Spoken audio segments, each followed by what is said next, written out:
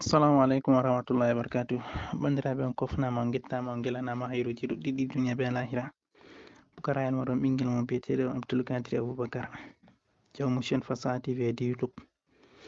Inchallah en fuɗɗitan waɗugo video ji meɗen hande to Allah lamiɗo hoddiri.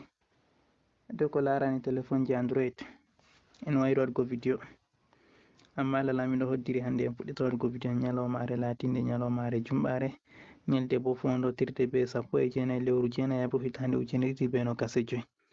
Inchallah en gaɗan video hande dow ko larani haala sinkoɓe connexion. ɗo on fuɗɗam video meɗen ha puɗɗitiki waɗugo video meɗen inchallah. Himɓe julɓe ɗo sinkana ɓe waɗi connexion 1 giga 2 giga ɗum waɗata ñalɗe ɗiɗi sakko yahugo tati ko asawere ko lewru baje ɓe wiyata. To mi waɗanan en hollan on laabi majum, laabi ɗon tati ɗi on tokkata. To on tokkiri kanjum yiyan yarugo connexion moɗon ɓusti. Ko waɗi mi laabi tati ha ko yimɓe ɓurni hutinirgo dow réseau be majum. Tawan goɗɗo o ɓurni hutinirgo WhatsApp be TikTok be Facebook. Atawa famɗini goɗɗo oɗo jogi téléphone mangel o nasata WhatsApp ko bo nasata TikTok ko bo nasata Facebook. Nder tati ɗo kam tawani oɗo nasta gotel nder majum, toni ha o be téléphone Android nden bo oɗo waɗa connexion. Ngam majum tokkeɗam nder video majum ka fuɗɗama ragare. Ta yejjite abonné ha chaine amin je Fasaha TV latago ma keso hande on a fuɗɗi larugo video majum. Ɓiɗana en like nden bo a partage na sobiraɓe maɗa. En fuɗɗira be je WhatsApp. Ta nasti WhatsApp ma banni, aɗon nder WhatsApp ma banni a laran alama toɓɓe tati ha dow, mana toɓɓe ni. To sai a nasta toɓɓe tati ko wara a nasta parametre ha les. To a nasti parametre shikenan a jippa wara a yanda alama ngel ɗo storage and data.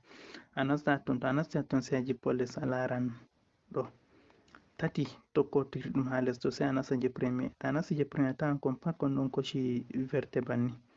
Sai a dégaucha kon pat ma kon a itta acca banni. A ta yiɗi acca je photo tawi kanjum ma a désactiva ɗum. To je deuxième ma kanjum ma banni a wara acca je photo tati. Nda je troisième bo banni, je troisième kam ma wala je ɗo koshi. Shikenan sai wara to en timmidiri be je WhatsApp en nasta deuxième video wara nasta ha TikTok maɗa banni. A nasti TikTok ma banni sai a nasta alama profil banni. A nasti profil sai wara nasta nda haɗɗo to on didi tati ha dow. To a nasti didi tati ma wara nasta setting and privacy. To a nasti setting and privacy sai a hosa wara nasta a jippa ha les a laran data saver. Ha les sam en sali ɗum ko en yottai.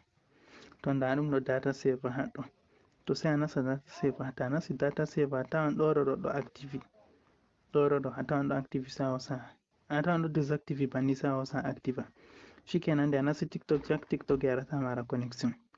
Sai en dilla ha troisième video kanjum bo hagal Facebook. A nasta Facebook maɗa banni. To a nasti Facebook ma banni a yiyan toɓɓe tati alama profil maɗa haɗɗo. Sai a nasta hatton. To a nasti hatton a yiyan parametre sai a nasta parametre. To a nasti parametre sai a jippo les be hakkilo a yiyan alama video ɗo waɗi media dow ton sai a nasta media. A tawan je maɗa premier ɗum ɗon haɗɗo sai a hosa wartira ɗum ha je ɗo. A tawan deuxième bo ɗon ha je ɗo ko bo ha je ɗo sai a hosa a itta ɗum pat a hosa wartira ha je haɗɗo. To shikenan connexion maɗa yarata.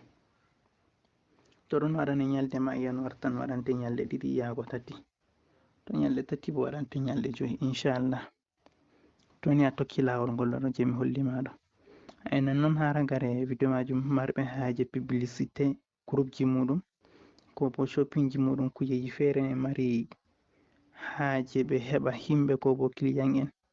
To groupe ji ma en mbiya himɓe to hunde fere ko shopping ko noy a mari haje a heɓa client en.